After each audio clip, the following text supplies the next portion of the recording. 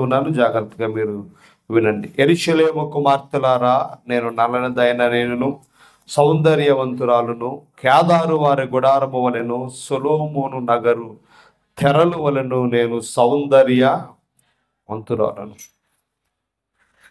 ఈ మాటలను మనము ఆలోచన చేస్తూ యెరూషలేము కుమార్తెల గురించి నేర్చుకున్నాం, కేదారీల చరిత్రను మనము నేర్చుకున్నాం. దేవుని బిడ్డలారా, ఈరోజు సొలొమోను నగరు తెరలు వలెను, తన సౌందర్యాన్ని గురించి ఆమె మాట్లాడుతూ సొలొమోను నగరు తెరలు కదా, మన భాషలో చెప్పాలంటే కర్టెన్స్ అన్నమాట. ఏంటి చెప్పండి? కర్టెన్స్ కదా. ఎంత అందమైన ఇల్లు కట్టుకున్నా కర్టెన్ లేకపోతే ఎలా ఉంటుందంటే ఆ ఇంటిలో ఏం కనపడుతుంది? మనకి సౌందర్యము కనపడదు. దేవుని బిడ్డ, సొలొమోను తను కట్టించిన రాజనగరం కానీ, సొలొమోను కట్టించిన దేవాలయము కానీ, సొలొమోను వాడినటువంటి వస్తువులు కానీ చాలా ప్రత్యేకమైనవి అని చరిత్ర మనకి చెబుతా ఉంది. రాజుల గ్రంథంలో శాబాదేశపు రాణి ఆ డైనింగ్ టేబుల్ చూసి చాలా ఆశ్చర్యపడింది అని చరిత్ర మనకు చెబుతా ఉంది. కాబట్టి సొలొమోను నగరులో అంటే సొలొమోను ఉండే అంతఃపురం, ఆ అంతఃపురంలో ఉన్న తెరల గురించి మాట్లాడుతూ ఉంది. అంటే లోపల తెరలు ఎక్కడ ఉంటాయి చెప్పండి? ఇంటి లోపల ఉంటాయి. లోపల సౌందర్యాన్ని గురించి మాట్లాడుతూ ఉంది. అంతకుముందు కేదారీల గుడారం గురించి అంటే అంతర సౌందర్యాన్ని గురించి మాట్లాడింది. ఇప్పుడు బాహ్య సౌందర్యాన్ని గురించి మాట్లాడింది. ఇప్పుడు అంతర సౌందర్యాన్ని గురించి అంటే నగరు లోపల ఉన్న సౌందర్యం. జాగ్రత్తగా ఈ మాటలు మనం ఆలోచన చేసినప్పుడు షూలమ్మితి తన సౌందర్యాన్ని గురించి అద్భుతంగా మాట్లాడుతూ ఉంది. ఎవరితో అంటే యెరూషలేము కుమార్తెలతో. ఈ మాటలను మనం జాగ్రత్తగా ఆలోచన చేసినప్పుడు దేవుని బిడ్డలారా, అంటే దేవుడు బాహ్య సౌందర్యాన్ని చూసేవాడు కాదు, అంతర సౌందర్యాన్ని చూసేవాడు. షూలమ్మితి తన గురించి తాను చెప్పుకుంటూ ఉంది, నేను నల్లగా ఉన్నాను, అయినప్పటికీ సొలొమోను నన్ను ప్రేమిస్తూ ఉన్నాడు అని తన ప్రియుడైన రాజుగారి యొక్క ప్రేమను గురించి వర్ణించిన అద్భుతమైన వర్ణనే ఈ పరమగీతము. దేవుని బిడ్డలారా, జాగ్రత్తగా ఈ మాటలు మనం ఆలోచన చేసినప్పుడు రారాజైన ప్రభువు ఆయన ప్రేమలో ఉన్న మాధుర్యాన్ని మనం జాగ్రత్తగా ఆలోచన చేసినట్లయితే ఆయన ప్రేమ మనలో ఉన్న లోపాన్ని వెతికేది కాదు. రెండవది, మన బలహీనతలను చూసి మనల్ని ప్రేమించేది కాదు. ఆయన ప్రేమ యొక్క గొప్పతనాన్ని గురించి మనము ఆలోచన చేస్తూ ఉన్నప్పుడు దేవుని బిడ్డలారా, షూలమ్మితి సంఘానికి సాదృశ్యముగాను ఇజ్రాయేలు జాతికి సాదృశ్యంగా తన్ను తాను కనపరుచుకుంటూ నేను ఆంతరంగికముగా నేను చాలా సౌందర్యాన్ని కలిగి ఉన్నాను అని సొలొమోను యొక్క నగరు తెరల గురించి మాట్లాడుతూ ఉంది. సొలొమోను నగరు తెరలు ఎంత సౌందర్యంగా ఎంత గొప్పగా ఉన్నాయో అలాంటి గొప్ప సౌందర్యాన్ని నేను కలిగి ఉన్నాను అని లేఖనము చెబుతా ఉంది. దేవుని బిడ్డలారా, చరిత్రలోనికి వెళితే దేవుడు పైరూపాన్ని చూసి ప్రేమించేవాడు కాడు అనే చరిత్ర మనకి కనబడుతుంది. సమూయేలు గ్రంథములో సౌలు దేవునికి వ్యతిరేకంగా బ్రతికినప్పుడు దేవుని ఆజ్ఞలను దేవుని యొక్క కట్టడలను లెక్క చేయని స్థితిలో తన ఇష్టానుసారముగా రాజ్య పరిపాలన చేస్తూ ఉన్నప్పుడు సౌలును దేవుడు విసర్జించాడు అని మనకు చరిత్ర చెబుతా ఉంది. దేవుని బిడ్డలారా, ఇప్పుడు సౌలు స్థానములో సమూయేలుతో చెప్పాడు, నువ్వు యెష్యా ఇంటికి వెళ్ళు, వారి కుమారులలో ఒకరిని నేను రాజుగా అభిషేకిస్తాను. ఈ చరిత్ర మనందరికీ తెలుసు. దేవుని బిడ్డ, అప్పుడు సమూయేలు వెళ్ళినప్పుడు ఆ ఇంటిలో జరిగిన సందర్భాన్ని మనము చూసినట్లయితే ఒక అద్భుతమైన మాట మేము ముందు ఉంచడానికి నేను ఇష్టపడుతూ ఉన్నాను. 16వ అధ్యాయము 6వ వచనం అంటున్నాడు, వారు వచ్చినప్పుడు అతడు ఎలీయాబును చూసి నిజముగా యెహోవా అభిషేకించువాడు ఆయన ఎదుట నిలిచి ఉన్నాడని అనుకొనెను. ఎలీయాబు యెష్యా కుమారులలో దేవుని బిడ్డలారా, ఎంతమంది కుమారులు యెష్యాకి? 7 కుమారులు ఎలియాబును చూడగానే అతని పర్సనాలిటీ, అతని యొక్క ముఖ వచ్చస్సు, అతని సౌందర్యాన్ని చూసి సమూయేలు అనుకున్నాడు, ఇతననే దేవుడు రాజుగా అభిషేకిస్తూ ఉన్నాడు అని సమూయేలు గారు అనుకుంటున్నటువంటి సందర్భంలో దేవుని బిడ్డలారా 7వ వచనంలో రాయబడింది, అయితే యెహోవా సమూయేలుతో ఇలాగు సెలవిచ్చెను, అతని రూపమును ఎత్తును లక్ష్య పెట్టకము, మనుష్యులు లక్ష్య పెట్టు వాటిని యెహోవా లక్ష్య పెట్టడు, నేను అతనిని తోసివేసి ఉన్నాను. మనుషులు దేని చూస్తారట? పై రూపాన్ని చూస్తారు, దేవుడట హృదయాన్ని చూస్తాడు. జాగ్రత్తగా ఈ మాటలు మనం గమనించినప్పుడు బాహ్య సౌందర్యాన్ని చూసేది కాదు దేవుడు. మనుషులు బాహ్య సౌందర్యాన్ని చూస్తారు, బాహ్య సౌందర్యాన్ని చూస్తారు, బాహ్య ప్రపంచాన్ని చూస్తారు. భౌతికమైన వాటిని చూసేది మానవ మనసు,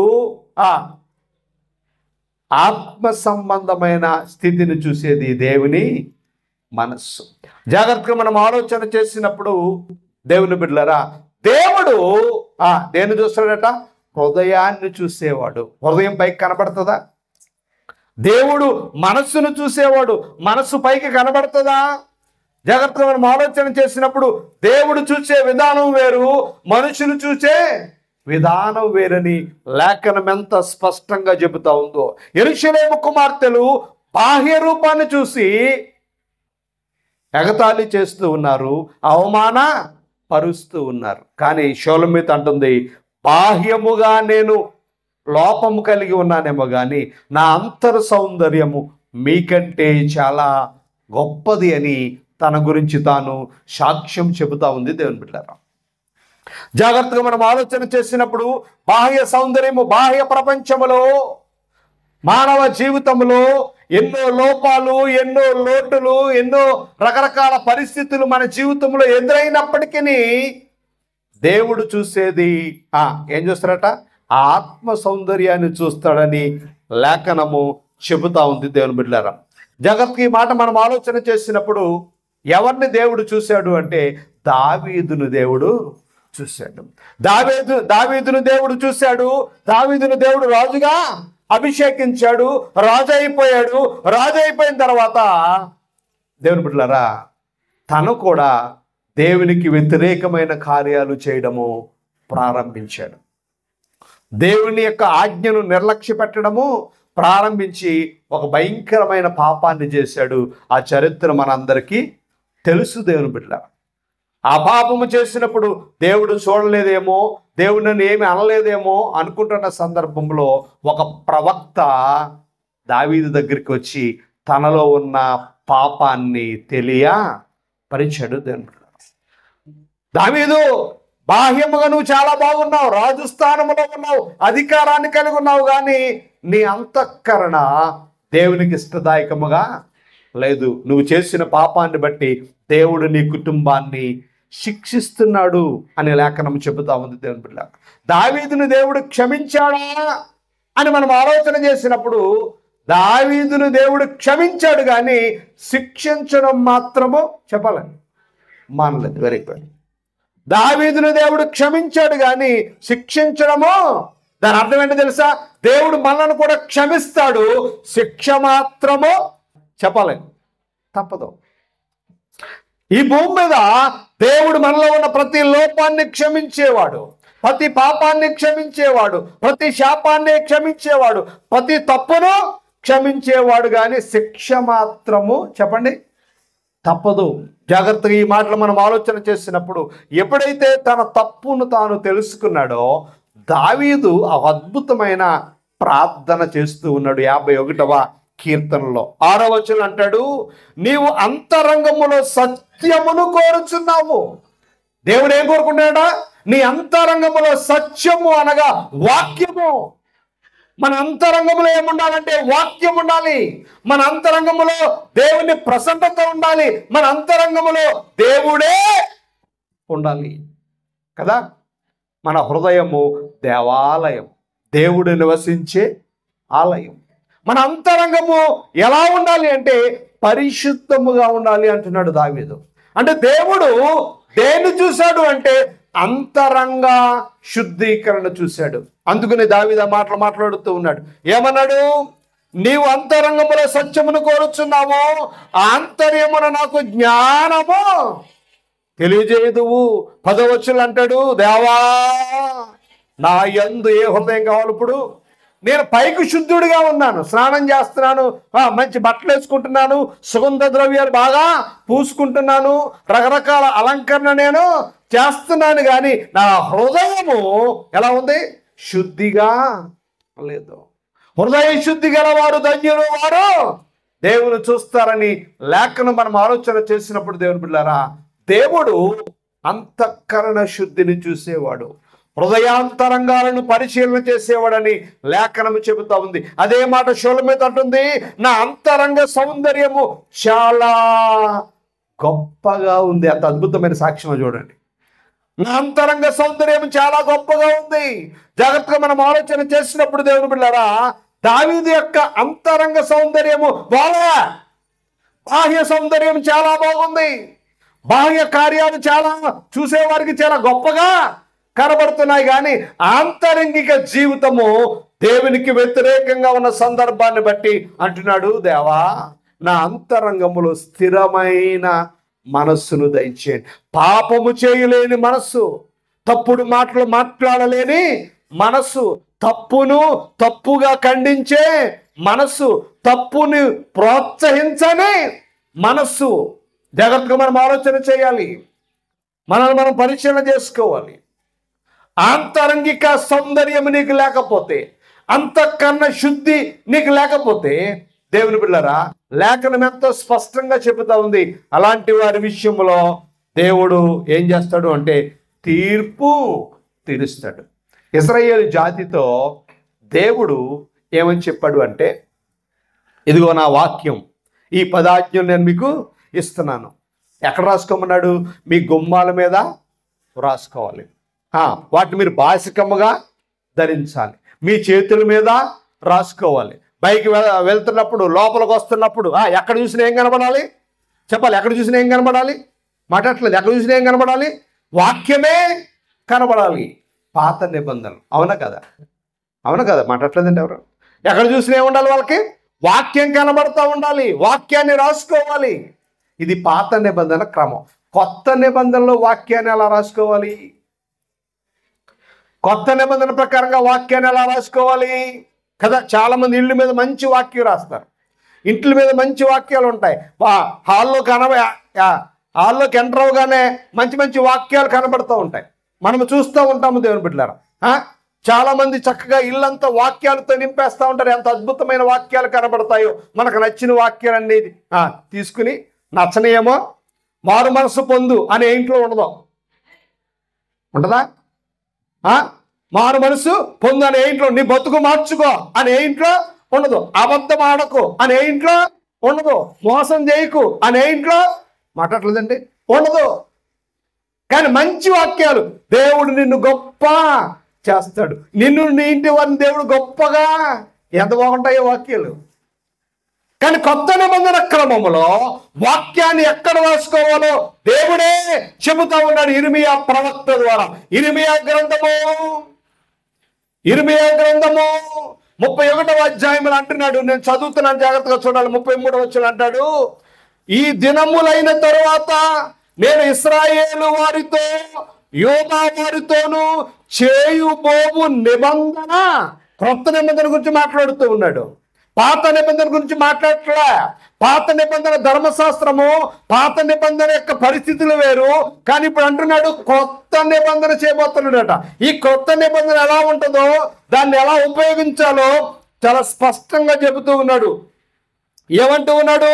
యోధా వారితోనూ ఇశ్రాయేలు వారితోనూ చేయబోవు నిబంధన ఇదే, వారు మనస్సులలో నా ధర్మ విధిని ఉంచెదను, వారి హృదయముల మీద దానిని వ్రాసేదని. ఎక్కడ రాసుకోవాలి వాక్యాన్ని?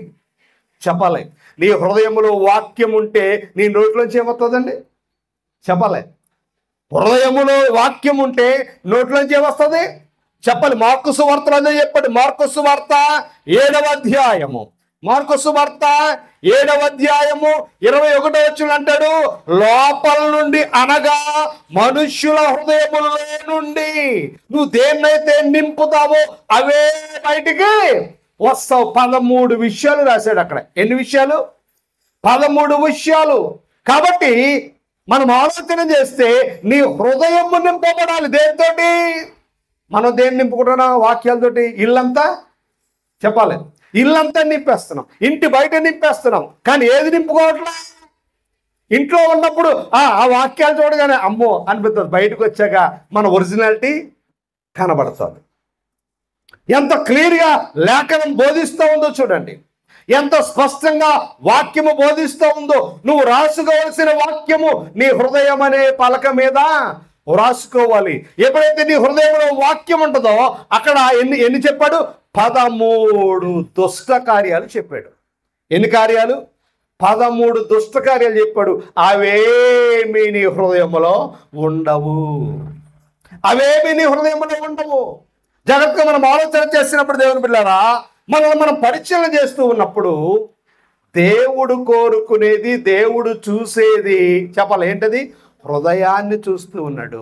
మన మనస్సును ఆయన లక్ష్య పెడుతూ ఉన్నాడని లేఖనం ఎంతో స్పష్టంగా చెబుతా ఉంది దేవుని బిడ్డలారా. కానీ మనుషులు ఎలా ఉన్నారు అంటే, మనుషుల హృదయాలు ఎలా ఉన్నాయి అంటే, మనుషుల మనస్సులు ఎలా ఉన్నాయో కీర్తన కూడా ఒక అద్భుతమైన మాట చెప్పాడు. 62వ కీర్తన, 62వ కీర్తన 4వ వచనంలో ఒక అద్భుతమైన మాట రికార్డు చేయబడింది. అతని ఔన్నత్యము నుండి అతని పరదోయబడుటకే వారు ఆలోచించుదురు, అబద్ధమాడుటకు వారికి ఏం కలుగుద్దట? అబద్ధమాడడం వారికి సంతోషం. ఇంట్లో ఏముంది? అబద్ధమాడకు. ఇంట్లో ఏముంది? బైబిల్ ఉంది. ఇంట్లో ఏముంది? బైబిల్ ఉంది. చేతులు ఏముంది? బైబిల్ ఉంది. హాల్లో ఏముంది? చాలా ఇళ్ళు చూడండి, 10 బైబిళ్ళు 5 బైబిళ్ళు ఉంటాయి. ఎంత జాగ్రత్తగా దాస్తారో, షోకేసులో బొమ్మలు పెట్టినట్లు బైబిల్ చాలా బాగా దాస్తారు, చాలా అందంగా పెడతారు. బెడ్రూమ్లో ఒక బైబిలు, బీరువాలో ఒక బైబిలు, హాల్లో ఒక బైబిలు. ఒక ఆయన చెప్పాడు, ఒక పాస్టర్ గారట, పునాదిలో అందరూ ఏమేస్తారంటే ఏవో వేస్తారండి కదా, ఏమేస్తారయ్యి? పునాదులు వేసి నవధాన్యాలు వేస్తారు. ఎన్ని ధాన్యాలు? నవ అంటే ఎన్ని? 9 ధాన్యాలు వేస్తారు అని చెప్తే ఆయన అన్నాడంట, బైబిల్ పాతేశాడట. ఎందులోని? నిజమే, వాస్తవం చెప్తున్నాను. బైబిల్ పెట్టాడంట. అప్పుడు అన్నాను, బైబిల్ ఎక్కడ ఉండాలి? చెప్పాలి, ఎక్కడ ఉండాలి? ఇంటి లోపల కాదు, ఎక్కడ ఉండాలి? హృదయపు లోపల ఉండాలి. జాగ్రత్తగా మనం ఆలోచన చేయాలి దేవుని బిడ్డలారా, మనం పరిశీలన చేసుకోవాలి. కానీ నేటి దినాల్లో ఎలాగుందో చెప్తున్నాడు చూడండి. అబద్ధమాడుట వారికి సంతోషము, వారు తమ నోటతో శుభవచనములు పలుకుచు అంతరంగములో పైగా ఏమంటారంట? God bless you, God bless you brother, God bless you sister, God bless you. అందరూ బాగుండాలి, అందులో నేను ఉండాలి. ఈ కొత్తగా వచ్చింది ఈ మధ్యలో, అందరూ బాగుండాలి, దేశమా బాగుండాలి, అందరూ బాగుండాలి. లోపల ఉంటుంది అసలైంది. మా టీంలో ఒక పాస్టర్ గారు కారు కొనుక్కున్నాడు ఒక 2 సంవత్సరాల క్రితం అనమాట. నిజంగా జరిగింది ఇది. ఒక పాస్టర్ గారు కారు కొనుక్కుంటే ఫోన్ చేశాడు, అన్న నేను కారు కొనుక్కున్నాను, ప్రార్థన చేయ దగ్గర అందరినీ పిలవట్లేదు, ఒక 2-3 పిలిచి ప్రార్థన చేయించుకుని నేను కారు స్టార్ట్ చేస్తాను, సెకండ్దే దేవుని పరిచర్యకు కొన్నాను అంటే ఇంచుమించు నాతో పాటు 4 దైవజనులు వచ్చారు. ఒక ఆయన మాట్లాడుకుంటూ ఒక పాస్టర్ గారు ఏమన్నాడు తెలుసా? తమ్ముడు వీడు కారు కొనేసాడు, ఎక్కడి నుంచి వచ్చినాయి డబ్బులు వీడికి, ఏదో తేడా కొని అన్నాడు. నేను కూడా అన్నాను, అదేంటి కొనుక్కోవాలి, అందరు కొనుక్కోవాలని, మన వాళ్ళు అందరూ ఏం కొనుక్కోవాలి? కార్లు కొనుక్కోవాలి, కార్ల మీద తిరగాలి అని నేను ఇద్దరు అనుకున్నాము. అప్పుడు ప్రార్థన చేయమంటే ఆయన ప్రార్థన చేస్తున్నా, దేవా ఈ కార్లు దీవించిన ఆయన, ఈ నీ కుమారుడు కొత్త కారు కొనుక్కోవాలి తండ్రి. అప్పుడు ఇంకేమంటాడు? దేవా బయటకు ఒక మాట, లోపల ఒక మాట. మీరు గమనించాలి, దేవుని పిల్లలు అదే నోటితో ప్రసంగాలు చేసే దైవజనులు, అదే నోటితో దీవించే దైవజనులు లోపల శపిస్తూ శాపగ్రస్తమైన వారిగా బ్రతుకుతూ ఉన్నారు నేటి దినాల్లో. దేవుని బిడ్డలారా, ఎంతో మంది దైవజనులు మనం చూస్తూ ఉన్నాము. ఎన్నో సంఘాలను మనం చూస్తూ ఉన్నాము, పైకొక మాట లోపలొక మాట. కానీ దేవుడు హృదయాంతరంగాలను పరిశోధించేవాడని లేఖనం ఎంతో స్పష్టంగా చెబుతూ ఉన్నాడు. చాలా మంది దేవుని బిడ్డలారా, ఆదివారం ప్రసంగికుడు మంచి ప్రసంగాలు చేస్తాడు, సోమవారం నుంచి శనివారం దాకా ఎలాంటి మాటలు మాట్లాడతాడు, సైలెంట్గా సీసీ కెమెరా ఎట్టండి. ఆదివారం వచ్చినప్పుడు చేసి మీద బట్టలు కూడా ఎత్తారు చాలా మంది. ఎంత గొప్ప ప్రసంగాలు చేస్తారో, ఎంత గొప్ప పాటలు పాడేస్తారో, ఇంటికాడ వారి బ్రతుకు ఎంత దౌర్భాగ్యంగా ఉంటుందో. వేషధారులు ఎవరు వాళ్ళు? బాహ్య సౌందర్యం. ఆదివారం అనగానే ఒక తెల్ల చొక్క వేసుకోవాలి, ఆదివారం అనగానే తెల్లని బట్టలు ధరించాలి, ఆదివారం అనగానే తెలుపు కనబడాలి. సోమవారం నుండి శనివారం దాకా ఎన్ని రంగులు ఉంటాయి? మామూలుగా ఎన్ని రంగులు రా? 12 రంగులు కనబడతాయి. 12నా సురేష్? ఎన్ని రంగులు ఉన్నాయి మొత్తం? ఎన్ని రంగులో ఆడవాళ్ళు చెప్పాలి, ఎందుకంటే ఆ కలర్స్ చెప్పాలంటే ఆడవాళ్ళ దగ్గర కనబడతాయి అన్ని రకాల కలర్స్. ఎవరి కలిసి చూసుకోండి, ఈ కలర్లో మ్యాచింగ్, ఆ కలర్లో మ్యాచింగ్, కలర్స్ తేలాలంటే మనం ఆడవాళ్ళనే అడగాలి. గమనించాలి ఏమనుకుంటున్నారు? ఆదివారం నీ బ్రతుకు పరిశుద్ధంగా ఉంటుంది, సోమవారం నుండి శనివారంగా నీ బ్రతుకు దరిద్రంగా ఉంటుంది. నీ బ్రతుకు శాపగ్రస్తమైన బ్రతుకు. ఒక సేవకుడుగా నీ నోటితో పాట పాడుతున్నావు, అందరికంటే గొప్పగా పాడాలి, అందరికంటే గొప్పగా ప్రసంగము చేయాలి. నా ప్రసంగాన్ని అందరూ చూడాలి, నా మాటలు అందరూ చూడాలి, నా పాటలు అందరూ చూడాలని ఎక్కడా లేని రాగాలు తీసుకుని, ఎక్కడ లేని మాటలు తీసుకుని ఎక్కడెక్కడికో వెళ్ళిపోయి ఏదేదో తీసి ఎంత అద్భుతంగా నువ్వు దేవుని గణపరుస్తూ ఉన్నావే. సోమవారం నుండి శనివారం వరకు నీ బ్రతుకు ఎంత నీచంగా ఉందో చూస్తూ ఉన్నాడు దేవుడు, రికార్డు చేస్తూ ఉన్నాడు. దేవుడు చూసేది బాహ్య సౌందర్యం కాదు, ఆయన అంతర సౌందర్యాన్ని చూసేవాడని లేఖనం స్పష్టంగా చెబుతా ఉంది. దేవుని బిడ్డలారా, 7 దినాల్లో అసలు అసూయ అనగానే కేరే పెట్టరు ఎవరు తెలుసా? పాస్టర్లే. అసూయ అనగానే కేరే పెట్టరు ఎవరు తెలుసా? సేవకులే. అందుకే 7 దినాల్లో సంఘాల్లో ఐక్యత లేదు, సంఘాల్లో ఆత్మీయత లేదు. సంఘాలు ఆత్మీయంగా ఎదగలేకపోవడం కారణం ఏంటో తెలుసా? సేవకుల్లో ఆత్మీయత లేదు. సేవకుల్లో కూడా ద్వంద్వార్థాలు. ముందొక మాట మాట్లాడతాడు, వెనకో మాటలు మాట్లాడతాడు. ముందొకలాగా ఉంటాడు, వెనకాల ఒకలాగా. దౌర్భాగ్యపు పరిస్థితుల్లో ఎంత నీచమైన బ్రతుకుతూ ఉన్నారో 7 దినాల్లో దేవుని బిడ్డలారా. దేవుడు చూస్తూ ఊరుకుంటాడా? జాగ్రత్తగా మనం ఆలోచన చేయాలి, మనల్ని మనం పరిశీలన చేసుకోవాలి. ముందట దీవెనకరమైన మాటలు మాట్లాడతారట. ఎంత క్లియర్గా రాశాడు కీర్తనకారుడు. ముందు నోటితో దీవెనకరమైన మాటలు, కానీ లోపల ఏముందంట? లోపల అంతరంగములో దూషించే స్వభావము, అంతరంగములో దూషించే స్వభావము. ఏదైనా కొత్త వస్తువు కనబడింది అనుకోండి, ఎవరైనా పిలిచి చూపిస్తే, అమ్మ చాలా బాగుంది బుల్లే, ఎప్పుడు కొన్నావు, ఏ షాపులో కొన్నావు, ఎంత కొన్నావు అనుకుని పక్కవుడితే అంటది, ఎలా కొనేస్తుంది బాబు, తక్కువనేస్తుంది. అంతరంగంలో ఒక స్వభావము, పైకి ఒక స్వభావం. నీకు చాలా బాగుంటుంది. ఎవరైనా వస్తువు పెట్టుకున్నారు అనుకోండి, ఎవరైనా మంచి బట్టలు వేసుకున్నారు అనుకో, నీకు చాలా బాగుంటుంది అని బయటికి వెళ్ళి అంటది, కోతి మొక్కలాగా ఉంది. ఏ మొక్కం అంట? అంటే లోపల నువ్వు కోతివి, లోపల నీకు కోతివి కాబట్టి లోపల కోతి యొక్క లక్షణాలన్నీ లోపల ఉన్నాయి కాబట్టి పైకి వచ్చింది చెప్పండి. నోరు నిండినదే, ఆ నోరు మాట్లాడుతుంది. జాగ్రత్తగా ఆలోచించాలి దేవుని బిడ్డలారా. అంతర సౌందర్యాన్ని కోరుకునేవాడు ప్రభు అయిన యేసుక్రీస్తుని లేఖనం ఎంతో స్పష్టంగా చెబుతా ఉంది దేవుని బిడ్డలారా. కొరింథీ సంఘాన్ని గురించి పౌలు చాలా అద్భుతమైన విశేషాలు రాశాడు.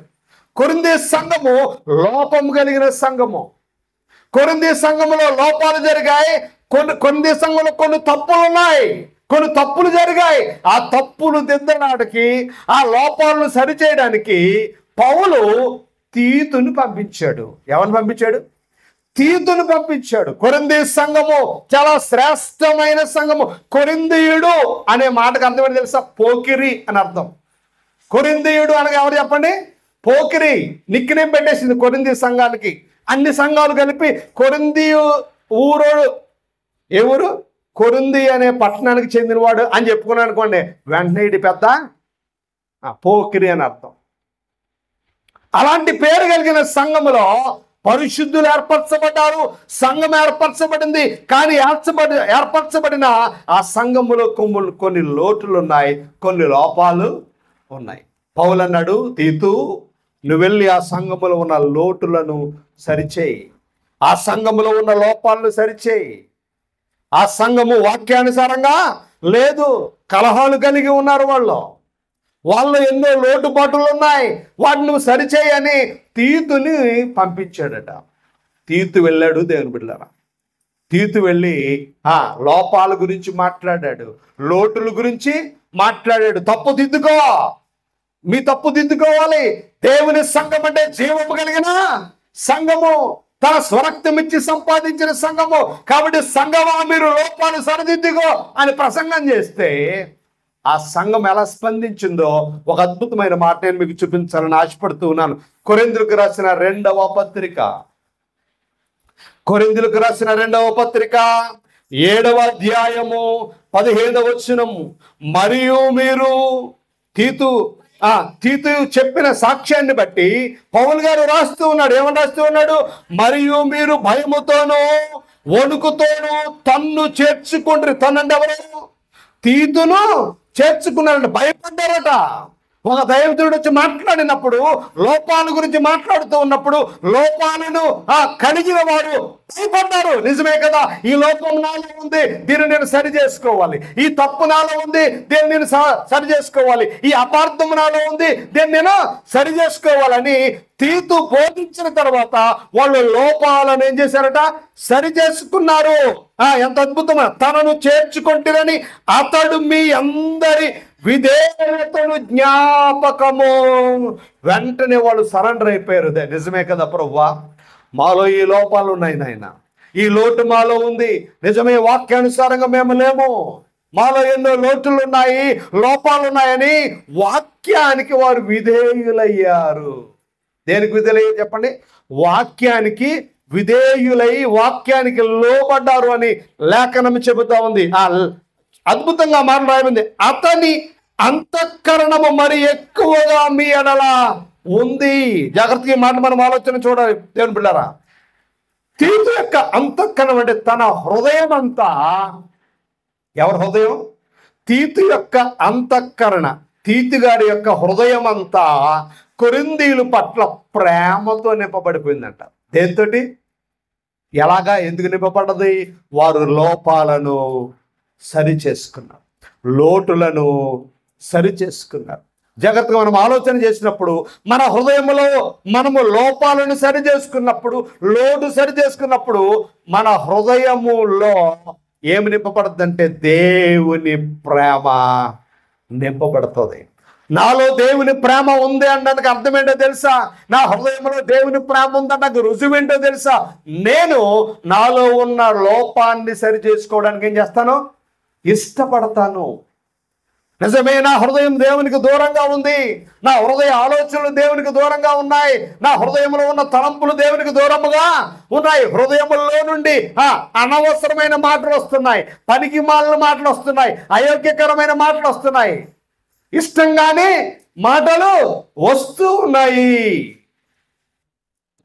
దేవుని బిడ్డలారా, ఒక సహోదరుని నేను అడిగాను, తమ్ముడు చాలా ఎక్కువగా నువ్వు మందిరానికి వెళ్ళేవాడు, అన్ని విషయాల్లో చాలా స్పీడ్గా ఉండేవాడు, ఎందుకు మానేసావు? ఈ మధ్యన వెళ్ళట్లేదు, నువ్వు ఎప్పుడు చూసినా బయట కనబడుతున్నావు అంటే, వెళ్ళట్లేదు అన్నయ్య, ఎందుకంటే పాస్టర్ గారు నా మీదే ప్రసంగం చేస్తున్నారు అన్నాడు. లేదు, వాక్యం అందరితోనే మాట్లాడుతుంది, అందరినీ సరి చేస్తుంది, నువ్వు అలా అనుకోకు అంటే, లేదండి నా గురించే చెప్తున్నాడు. ఓ పని చేయి, రేపు ఆదివారం వెళ్ళి రికార్డ్ చేసి నాకు బట్టరా అన్నా.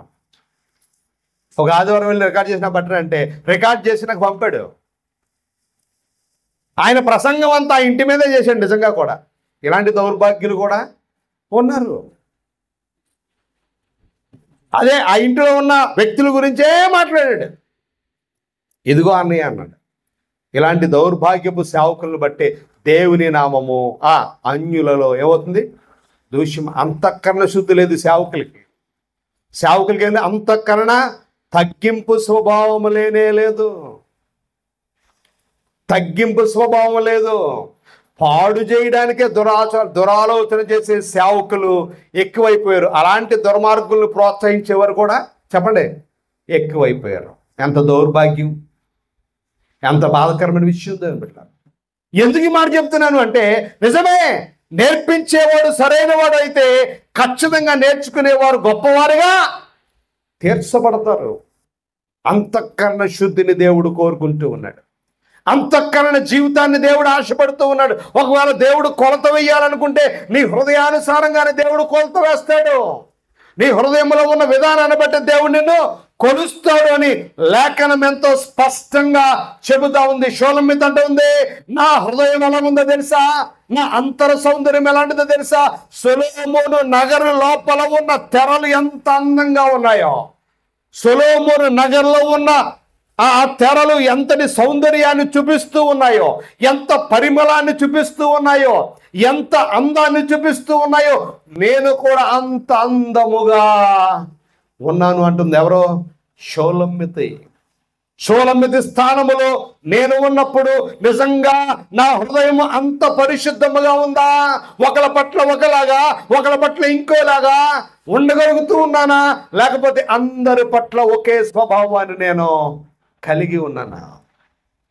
అందరి పట్ల ఒకే స్వభావాన్ని నేను కలిగి ఉన్నానా? అందరిని నేను ప్రేమించగలుగుతూ ఉన్నానా?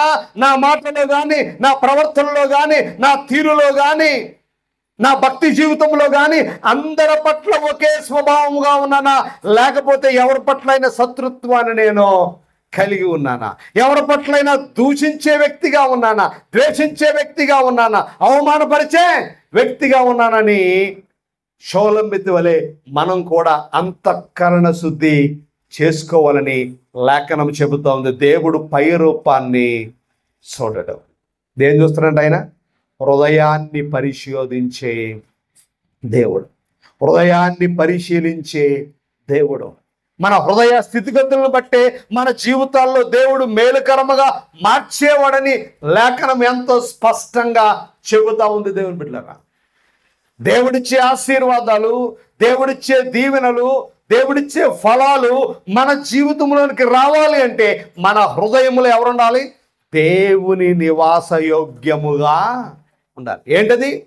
మన హృదయం. మన హృదయంలో దేవుడు మాత్రమే నివసించాలి అని లేఖనం ఎంతో స్పష్టంగా చెబుతా ఉంది. మనల్ని మనము ఒకసారి ఆలోచన చేసుకుందాం. ఈ 2024వ సంవత్సరంలో అప్పుడే ఎన్ని మాసాలు గడిచిపోయాయి? 8 మాసాలు గడిచిపోయాయి. ఒక ఆయన ఎన్ని సంవత్సరాలు రాశాడు, నా వయసు ఇప్పుడు 70 సంవత్సరాలు, అంటే నేను ఎన్ని రోజులు బ్రతికాను అంటే 20 ఎంతో చెప్పాడని మర్చిపోయాను నేను. 80 సంవత్సరాలు ఒకవేళ నేను బతికితే, ఎన్ని సంవత్సరాలు? 80 సంవత్సరాలు. 80 × 365 ఎంత? 80 × 300 చెప్పండి బాగారా? ఎన్నండి? 30. 25,500 రోజులు ఇంచుమించు. ఎన్ని రోజులు? 25,500 రోజులు, అంతేనా నాన్న? 29,200 20 అంటే లీప్ సంవత్సరాలతో కలుపుకొని కదా, 29,200. పోనీ 29,000 అనుకుందాం. 29,000 రోజుల్లో పడుకోవడానికి 8 గంటలు కదా, అంటే సగం తీసేయాలి. ఎన్ని రోజులు ఉన్నాయి ఇంకా? 29 సగం చేయండి. 29 సగం చేస్తే 14,500 రోజులు. ఈ 14,500 రోజుల్లో రోజు మొంగడుకోవడానికి, స్నానం చేయడానికి, బాత్రూమ్ వెళ్ళడానికి కూడా కొంత టైం తీసేస్తే, భోజనం చేస్తాం కదా, మధ్యలో ఏం చేస్తాం? పొద్దున్న టిఫిన్ చేస్తాం, మధ్యాహ్నం భోజనం చేస్తాం, సాయంకాలం కూడా భోజనము చేస్తాం. ఆ సమయాన్ని కూడా తీసేస్తే సగం వేసుకుంటే ఎంత వచ్చింది ఇప్పటికి? 7,000 రోజులు. గట్టిగా మధ్యలో జ్వరం వచ్చిందనుకో, మధ్యలో రొంప వచ్చిందనుకో, మధ్యలో ఆ ఫంక్షన్ అని, మధ్యలో ఈ ఫంక్షన్ అని అలా వెళ్ళిపోతే దేవుని బిడ్డలారా, అందులో సగం తీసేస్తే 3,500 రోజులు. ఆ 3,500 రోజుల్లో నువ్వు ఏమి సాధించావు, ఏం అనుభవించావు, ఏం పొందుకున్నావని వెనక చూస్తే, నా జీవితంలో ఎక్కడ సుఖం లేదు బాబా, నా జీవితంలో ఎక్కడ సంతోషం లేదు బాబా, బతుకుతున్నాను కానీ బతుకుతున్నానని పేరు మాత్రం ఉంది కానీ ఎవరికి నేను ఉపయోగము. ఎందుకు ఈ మాట అంటున్నాను తెలుసా? మన హృదయము అంతఃకరణ శుద్ధిగా ఉన్నప్పుడు ప్రతి నిమిషము మనము సంతోషాన్ని అనుభవిస్తాం. ఎందుకు తెలుసా? ఎవరి మీద మనకేం లేదు శత్రుత్వమో లేదు, ఎవరి మీద మనకేం లేదు కోపమో లేదు, ఎవరి మీద మనకేం లేదు పగ లేదు. దేవుని బిడ్డలారా, ఒక సైకాట్రిస్టు ఒక అద్భుతమైన విషయాన్ని చెప్పాడు. ఆరోగ్యంగా ఉండాలంటే ఏం చెయ్యాలి అంటే ఏమన్నాడంటే, ఇతరుల గురించి ఆలోచించడం మానే అన్నాడు. అంతే. ఆరోగ్యంగా ఉండాలి ఏం చేయట? మనమట ప్రతి రోజుకి 24 గంటలు ఉంటే ఆ 24 గంటల్లో నేనేం చెయ్యాలి అని ఆలోచించమంట. ఆడేం చేస్తున్నాడు, ఈడేం చేస్తున్నాడు, అదేమైపోయింది, ఇదేమైపోయింది అంతసేపు ఇతరుల గురించి ఆలోచించి నాశనం అయిపోతున్నాం.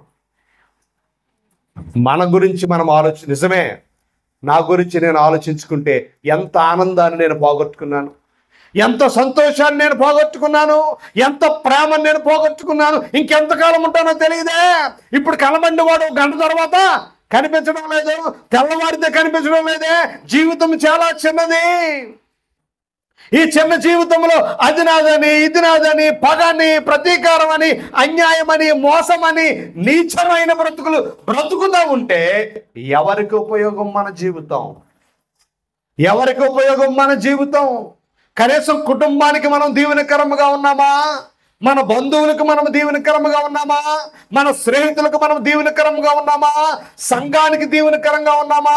కనీసం దేవునికైనా మనము మేలుకరముగా ఉన్నామా? నా అంతర్శుద్ధి ఎలా ఉంది? నా హృదయాన్ని దేవుడు ఇష్టపడేటట్లుగా, నా హృదయాన్ని దేవుడు కోరుకునేటట్లుగా, నా హృదయాన్ని దేవుడు నివాసయోగ్యముగా మలుచుకునేటట్లుగా నేను ఉండగలుగుతా ఉన్నానా? మనల్ని మనం ఆలోచన చేసుకోవాలి. బాహ్య ప్రపంచం పైకి సరైన వస్త్రాలు మనకు లేకపోవచ్చు, ఉండడానికి సరైన ఇల్లు మనకే లేకపోవచ్చు, సరైన స్నేహితులు మనకు లేకపోవచ్చు, సరైన బంధువులు మనకు లేకపోవచ్చు. బాహ్యముగా మనము బలహీనము కావచ్చు, పేదవారము కావచ్చు, తక్కువ వారము కావచ్చు, యోగ్యత లేని వారము కావచ్చు. కానీ దేవుడు చూసేది హృదయాన్ని చూస్తూ ఉన్నాడు. అందుకని అన్నాడు, ఆ పేద వెధవరాలను చూసి అన్నాడు, అందరికంటే ఈమె ఎక్కువ దేవునికి ఇచ్చినవి. తన హృదయంలో ఏమనుకుందంటే, ఈ 2 కోసలే ఉన్నాయి, ఈ 2 కోసలు వేసేస్తే రేపటికి నాకేం లేదు, భోజనమో లేదు, అయినా నేను దేవునికి వెయ్యాలి. తన జీవనమునంతటిని దేవునికి ఇచ్చిన ఘనత. దేవుడు చూసేది హృదయాన్ని చూస్తాడు. దేవుని బిడ్డలారా, ఎంతో మంది ధనవంతులు కానుకలు వేశారట, ఈమె కంటే ఎక్కువ వేసిన వారు చాలా మంది ఉన్నారు. కానీ దేవుడు ఇచ్చే కానుకను చూడడు. నువ్వు ఇస్తూ ఉన్నప్పుడు నీ హృదయములో ఏమనుకుని, ఇన్ని డబ్బులు ఇచ్చేయాలా, ఎంత ఇచ్చేయాలా, 6,000 వచ్చింది, 600 ఇచ్చేయాలా, 300 ఇద్దాంలే, 300 ఇప్పుడు ఇచ్చి శుక్రవారం ఒక 50 వేసి, మళ్ళీ శుక్రవారం ఒక 50 వేసి, మొక్కలు చక్కగా చేసి, దేవుడు ఏం చూస్తాడు చెప్పాలి? ఇచ్చే చేతిని చూడ్డు, ఇచ్చే ధనాన్ని చూడ్డు. ఏం చూస్తాడు? హృదయాన్ని చూస్తాడు. ఎలాంటి హృదయం? అందుకని నువ్వేమి విత్తుతావో అదే పంటను కోస్తావు.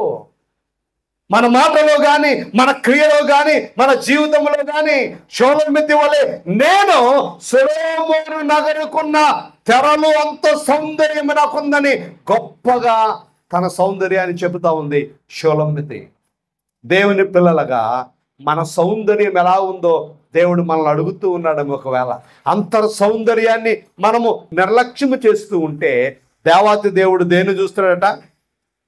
అంతర సౌందర్యాన్ని చూసే దేవుడు. బాహ్య సౌందర్యాన్ని కూడా మేలుకరముగా ఉంచుకున్న మనము అంతర సౌందర్యాన్ని కూడా ఆశీర్వాదకరముగా ఉంచుకుందాం.